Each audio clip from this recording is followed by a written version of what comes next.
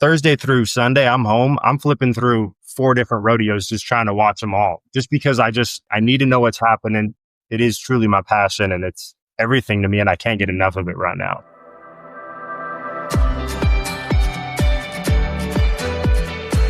Welcome to Leaders of the West, a podcast for innovators and changemakers.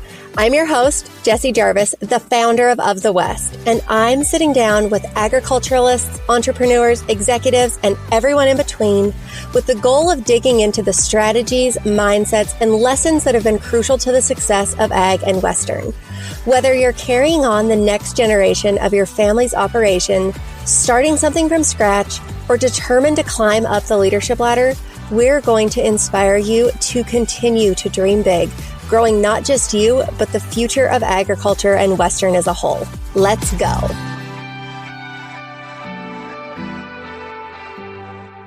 Okay, I promise we're going to get to today's episode, but before we do, I have to share the coolest message that I received from an employer recently who used the site to hire their newest employee. Here it goes. My overall experience with Of the West job platform was beyond my expectations. We received over 70 applications for our hiring position and ended up interviewing multiple amazing candidates. We also had an abundance of valuable candidates apply for our internship position as well. Of the West is a great online portal for candidates to search for jobs and for recruiters to find the best talent available in the industry. Thank you, Of the West. Rodeo Life Magazine. Oh my gosh, you guys. So now I'm going to ask you, if you're an employer and you haven't used the site yet, what are you waiting for? The process is easy, it's affordable, and you have the potential to reach some really great candidates who love ag and the Western way of life. And if you're not an employer, you might know of somebody who's looking for a new employee or looking for a new job or looking to connect with a freelancer or a contractor over on the directory. And your willingness to tell people about Of the West makes a massive impact on our business. That word of mouth stamp of approval is the business version of 24 karat gold. I kid you not. No form of marketing beats genuine word of mouth, and it does not go unnoticed. So thank you guys for sharing Of the West with all of your family and friends. We always appreciate it. And thank you to our valued employers for sending in those kinds of words about our platform. It is so appreciated. As always, you guys can go to ofthewest.co to find your next job, employee, or business to contract with. That's ofthewest.co. Welcome back to this week's episode. I am so thrilled you guys are here. Thank you. You are going to love this episode, especially if you are somebody who is into any kind of content creation and or find yourself scrolling those irresistible rodeo, cowboy, cowgirl athlete videos on Instagram or TikTok. So from playing college baseball to filming some of the biggest moments in rodeo, Wyatt Wentz is somebody who has really just been drawn to the energy of sports and competition. It is something that is absolutely in his blood. He was raised in Eastern Washington. His family is a stock contracting family, and he saw a gap in how events, especially rodeo, were being documented, and he decided to do something about it, which I love people who see a problem and they take it head on and they decide they're going to fix it. So what started in 2020 with recap videos of rodeo committees, which you guys are going to learn more about in our conversation, has since grown into a full-time career, which has taken him behind the lens of, I'm pretty sure it's 3 national finals rodeos, the American, Cody Johnson concerts, and even the Hell on Wheels project, which Rocker Steiner is a part of. So for Wyatt, video is something that's not just about the video production element of it. It is a way for him to stay rooted in rodeo, to tell its story, and to share that story with an audience of people who are not as connected with it. So today we're going to talk about that creativity and the grit and what it takes to really carve out a place for yourself in that industry, knowing that you're using it as a stepping stone for what is next, which you guys are going to hear what his ultimate dream is later on in the show. So let's get right to the episode. The one and only video extraordinaire, Wyatt Wentz. Wyatt, I have a feeling that people have a lot of questions, as do I. So this is going to be a great episode. But to get things started, let's talk about, you are somebody, you've played baseball, you are stock contractors, you raise bucking bulls, and now you are telling the story of rodeo through video. What is the line that kind of connects all of that for you? It all very much connects. I grew up, my dad raised bucking bulls. He was first generation stock contractor.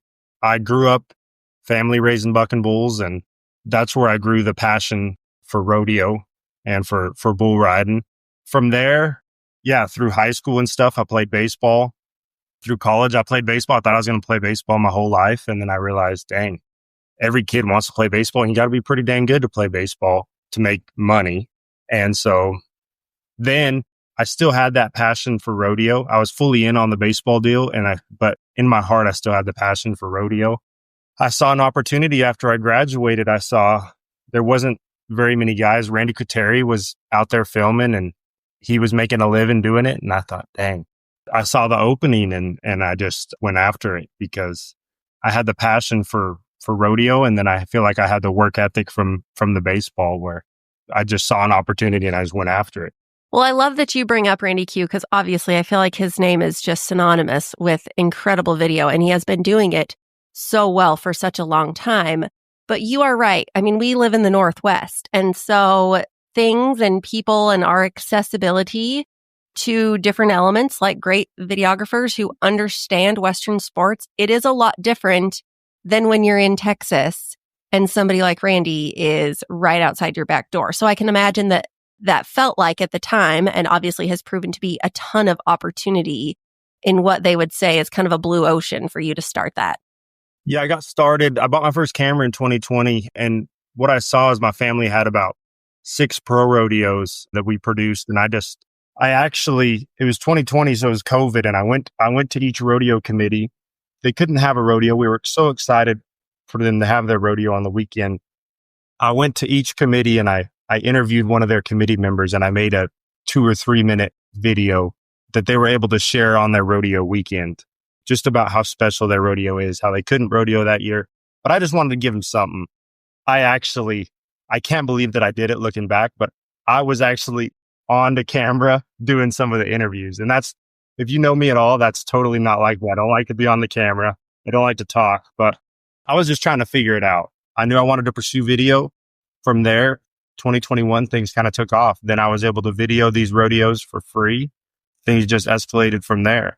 Yeah, I've been full-time doing it since about 2023. So that COVID moment with those committee members, that was probably kind of the catalyst in a way of like, okay, this is more than just a passion. This is absolutely where I'm meant to be. Like this could actually work. But how did you even come up with that idea at the time? Because even though that was 5 years ago and we feel like we've seen everything in video, that would have been such a genius decision at the time.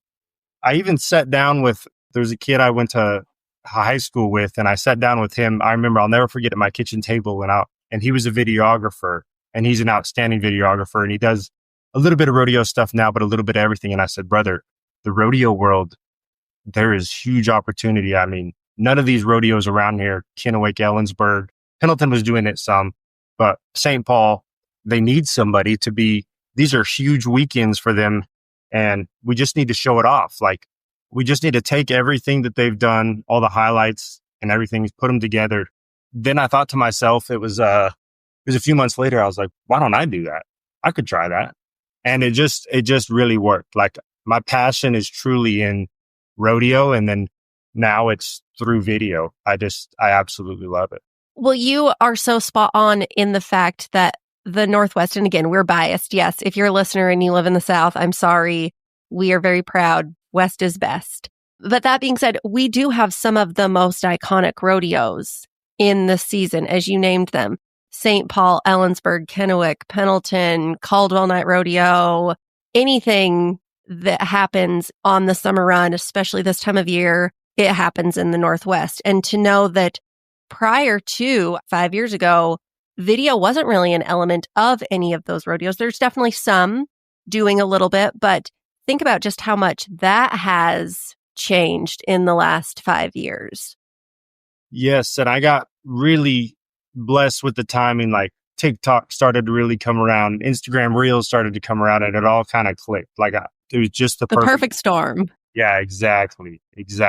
And now I'll go to a rodeo. I remember I went to some of these rodeos in Utah, Ogden, Utah, and there was 5 cameras there, video cameras. And I'm like, I'm all about it. I don't think there could ever be, there's definitely more of it. I don't know that there could be too much. I don't know yet. I don't think there can be too much. I think we need as many eyes on our sport as we can. And the more people that are shooting it, putting it out there, the better. Bring it on. I love that mentality too, because I think let's put it from the perspective of somebody who's watching those videos. There could be 5 of you who are there and you're going to put out 5 different products, and maybe the element that you or the person that's sitting next to you is really focusing on, that's the element that I want to see. But if my husband is watching it, maybe it's not what you are focusing on. Maybe it's what the other guy is focusing on. And when we make content, there are a variety of people who are going to watch that and resonate with it. And I think that is why I am such a big believer of we need as many people in whatever it is, right? Maybe it's not video, maybe it's cowboy boots or hats or, whatever the element is. We need as many as possible so that we can make sure that we are meeting the customer where their needs are, where their interests are, and with what is going to resonate most with them, because that is how we create those fans and those long-time relationships with people.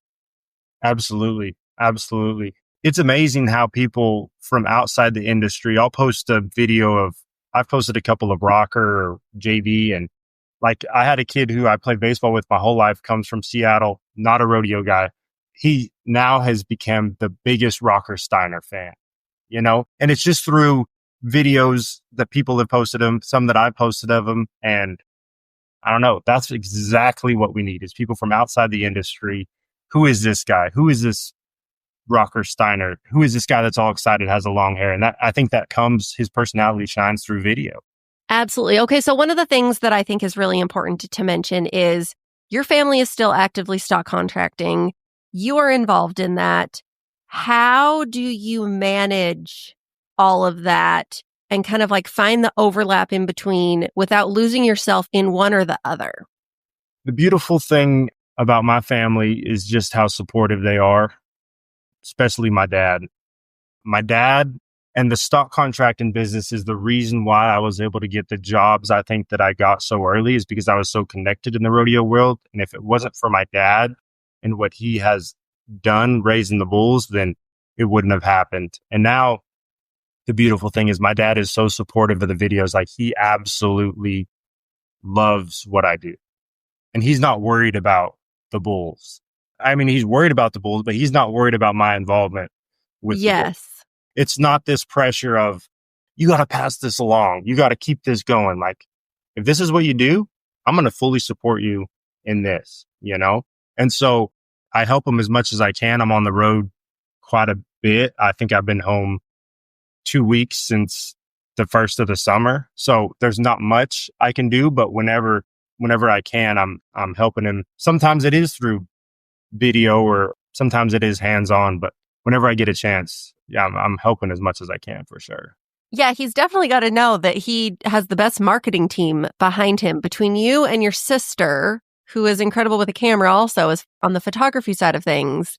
The Wentz bucking bulls, they should get no bad footage and they should get a whole lot of love online. I would say, I think it definitely helps us. My dad's goal every year is to raise 1 or 2 outstanding bulls and then sell them to another contractor. And I think the videos, I think they help a little bit. Oh, I'm sure more than a little bit. Yeah. Okay. So let's talk a little bit about something that you said in your bio, which I thought was so interesting, kind of while we're on this through line, is my passion doesn't necessarily live in video, but it lives in rodeo. I don't know if I will do video forever, but for now, it's my way to be involved in rodeo. I love that. And many people may hear that and think, well, you must not be very passionate about video if you don't know that it's your forever thing. But I think that that is so cool because I think that life changes. And as we continue to grow and, maybe we're young now and so it's something that we can do. But when we have kids at home and, maybe we don't want to be traveling or maybe there's a different element that we have really focused on that we want to put more time and attention towards and put something else on the back burner. I think that it's definitely rare for somebody to say that, but I have a lot of respect for that. Can you tell us a little bit more just about that sentence and what that means to you? So I saw it with my dad. My dad was a bronc rider. And then after he stopped riding broncs, he wanted to stay involved with rodeo. So he became a judge while he was doing the bull stuff as he was getting that going. And now he's contractor. I love video and I'm 7 days a week video. I usually don't even have time to take a day off. I mean, it is fully 7 days a week. I'm involved something with video, but I'm not the biggest camera nerd in the world. I don't know everything there is to know. I know how to put out a decent finished product, but I don't want to know everything there is to know about making films. Like, that's not where my passion is. I want to be the very best I can right now, but long-term wise, in 10 years, 15 years, that's not where I see myself. My goal is to be actually the one who produces the rodeo, hiring out the marketing guys and then hiring out the announcers, the bullfighter, everybody, like the contractor. That's my goal. And I'm using video now to make the connections with the sponsors, to make the connections with everybody in rodeo, and then sit back and learn, listen to production meetings, listen to all of the elements that are involved. And then sit back and be able to be right there on the dirt at the biggest rodeos in the world and see how they flow and learn things from each one and learn about the fan experience at each one. And I think through that, I think there's something special. Johnny Shockey is out of Montana. He produces the San Diego Rodeo, and he produces also the Big Sky Music Festival. Okay. He's involved music, country music, and rodeo together some. And that's what I want to do. I see this whole where country music and rodeo can all be together, and we can create an incredible Western experience for fans. And that's my goal one day anyway, is to be involved with something like that. Well, on that note, that is something that I had not planned to talk with you about, but let's do it anyways. And that is, in the last, what we could probably say 3 years, there's a rodeo in San Diego. There is the Hondo Rodeo in Arizona, Phoenix. Yep. Nashville just had its first Music City Rodeo. I mean, the amount of rodeos that are taking place in very urban areas that have never had a rodeo before is absolutely wild. I mean, these are places like Bridgestone Arena, right? I think that's where they had Music City Rodeo. Can you imagine how difficult it is to stage a rodeo in an area like that in downtown Nashville, right off of Broadway? It is not easy to put on a rodeo anywhere, especially when it's one that happens year after year after year. Like, for them to transform the Idaho Center into the Snake River Stampede, that's not an easy feat, but it's still something that they do every year, let alone you're going to an arena that is not a rodeo. You're turning it into this experience for fans, again, with music to kind of get them excited to be there, right? That's kind of the carrot in front of the horse, if you will, I think. Yeah. And then when they get there, they fall in love with our sport. How genius is that? But I think hats off to the people who have those dreams and really take those on, because they are not an easy feat. And it takes a whole lot of capital and volunteers to make those into what they are. Yeah. And I mean, the American, they're doing the same thing with the music talents that they've hired. And I think at the end of the day, we got to understand where our sport is right now. And unfortunately, 95% of people who are at a rodeo, especially in those places, don't know who Stetson Ride is, right? But they know who Jelly Roll is. And so we bring them with Jelly Roll, and then we get them to know who Stetson Ride is. And I think we're going to start seeing that more and more happen. What I want to do one day is produce somewhere out here in the Northwest, wide open, outside, produce rodeo and music festival all in one setting. And I think it could be a very beautiful thing. But going back to what I said about, I'm just passionate about rodeo. Like, I was home 2 weekends ago, and like, I just can't get enough of rodeo. I sit there on the Cowboy Channel. There was the weekend of Caldwell, Moses Lake, Gooding. And like Thursday through Sunday, I'm home. I'm flipping through 4 different rodeos, just trying to watch them all, just because I need to know what's happening. It is truly my passion, and it's everything to me, and I can't get enough of it right now. No, and how wonderful that the Cowboy Channel exists to where we can do that. Absolutely. Because again, 5 years ago, that was not even a thing. I remember walking through the Cowboy Channel studio when they had just bought the auction yard and had plans to turn it into a studio. It didn't even exist at the time. And so to see the evolution of changes that has gone through with the Gotch family, and now with Teton Ridge behind it, I think it's really exciting to know if all of that can happen in 5 years for the good of our sport. Where can we go in the next 5 years or the next 10 years?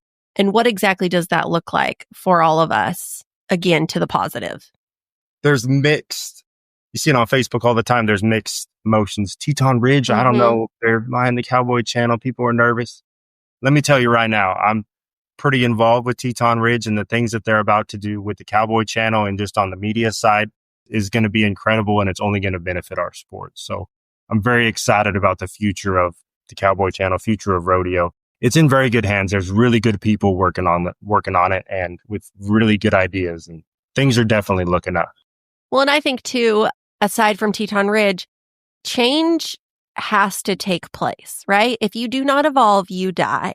And we do not, above anything else, want our sport or want this heritage or Western way of life to die.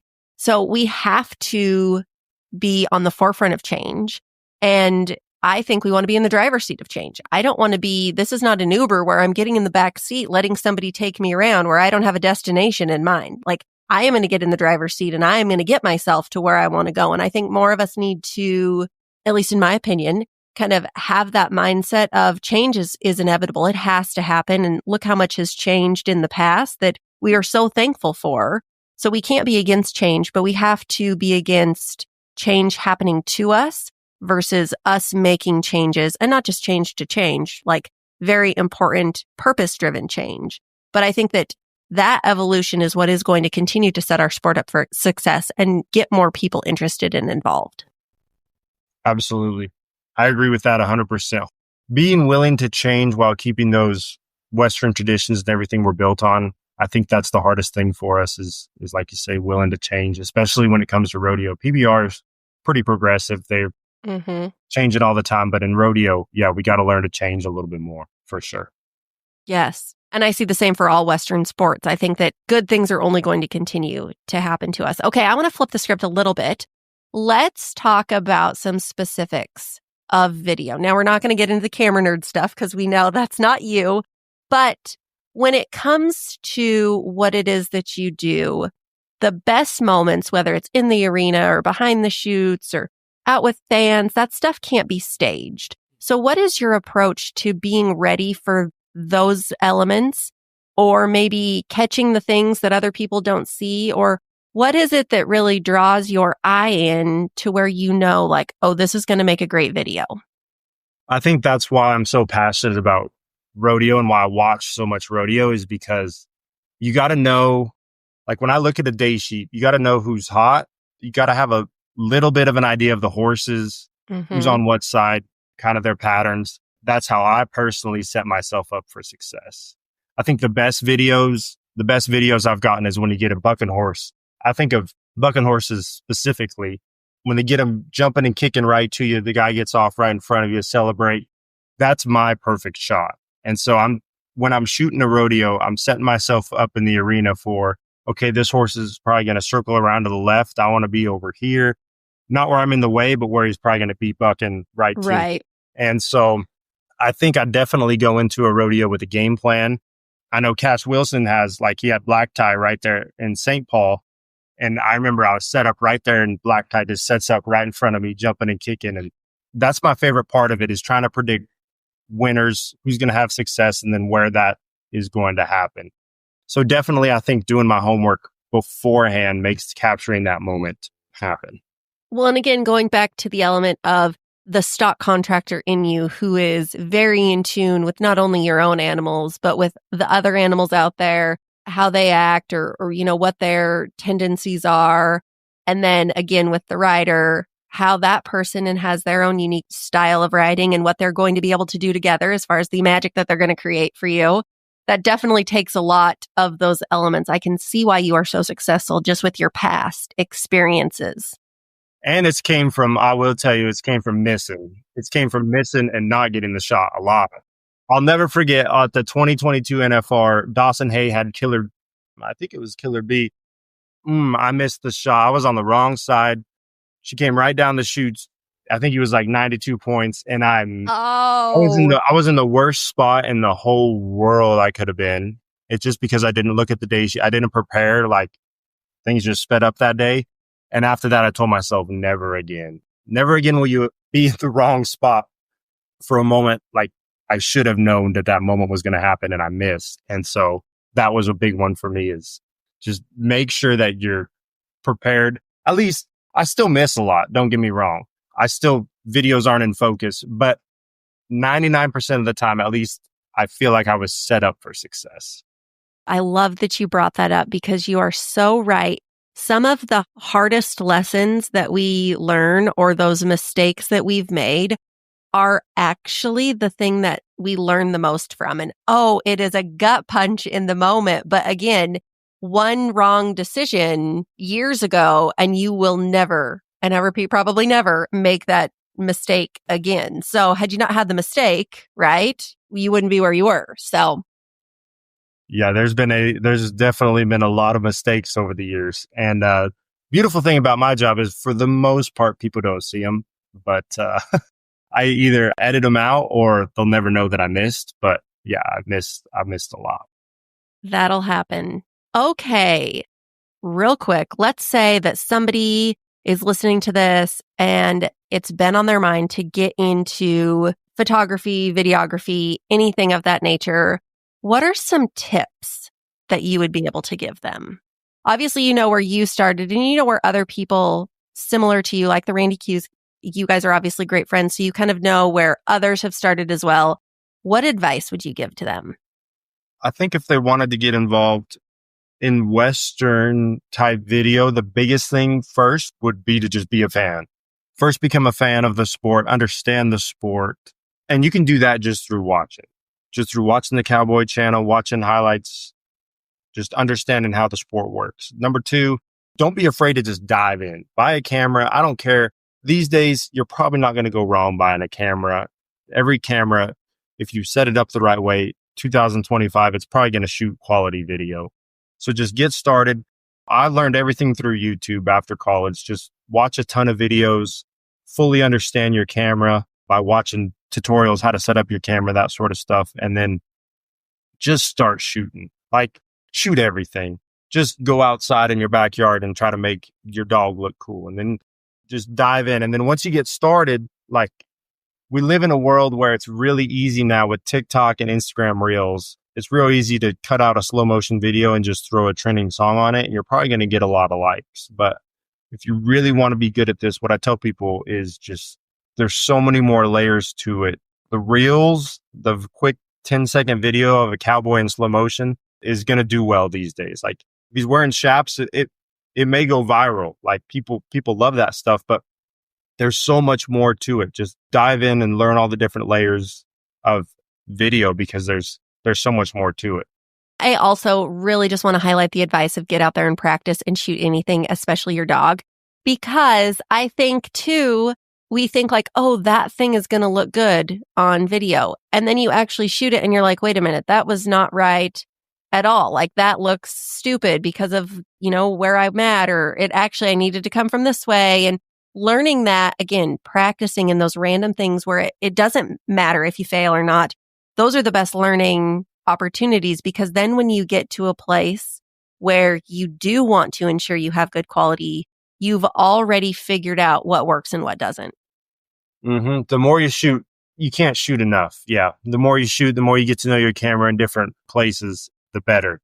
I remember I had no idea how to set up an interview. So I'm setting up interviews in my living room, just trying to make them look decent, and the video's not going anywhere. I just trying to make things look good. And I think you can't shoot enough, or you can't know your camera enough. So. Do your sister or your dad ever get tired of you like following everybody around with the video camera practicing all the time? I've gotten good or bad. I've gotten to where I don't do that as much. I feel so busy now that when I'm home and I'm not on a job, I definitely keep the camera in the case because it's a lot and it's 24/7. So I've gotten pretty good about that, I would say. No, I love that. Okay, let's go to the rapid fire round. First things first, what do you hope people remember most about you? I hope they remember that I was just a genuine person. I love the Lord, and I was just really passionate about rodeo. Those are all great answers. Not that there's a bad answer, but okay. Next one. What is a non-negotiable in your life? Can we get a travel non-negotiable and everything else non-negotiable?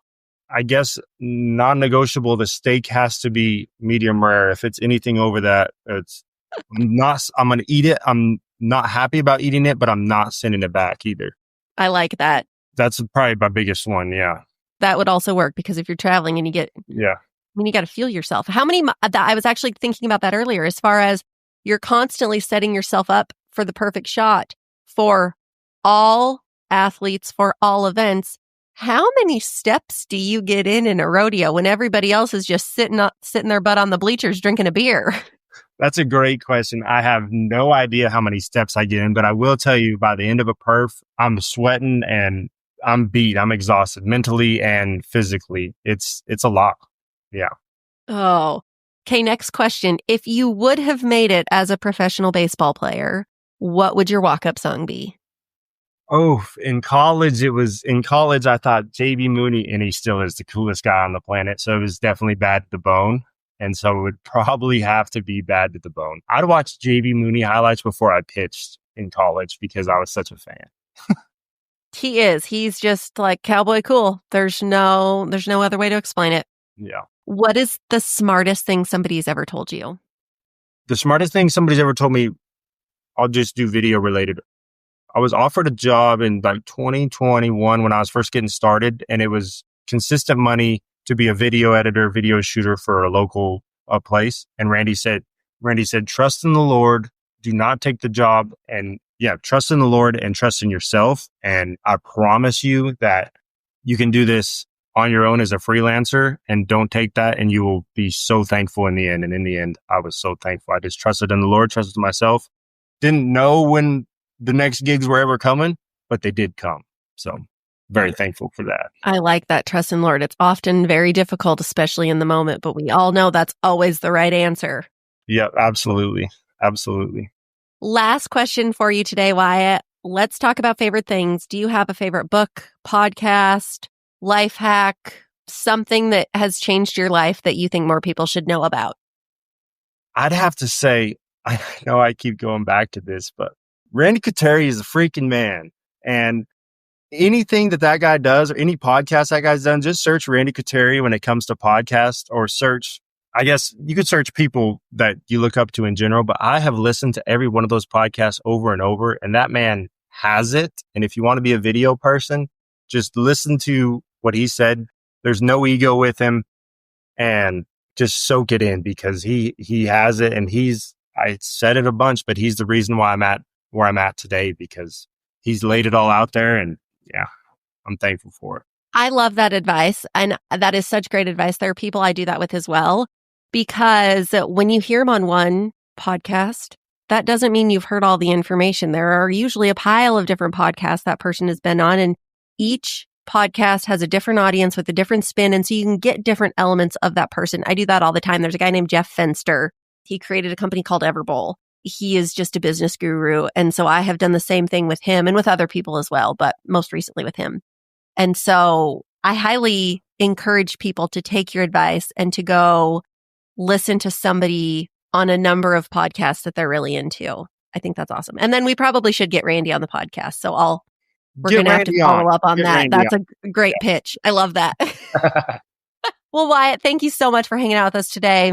I so appreciate you and your time.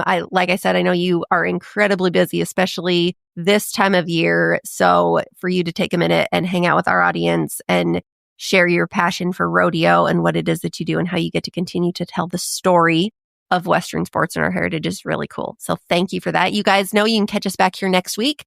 We've got a brand new episode of Leaders of the West dropping then, and it is going to be a great one. So we'll see you then.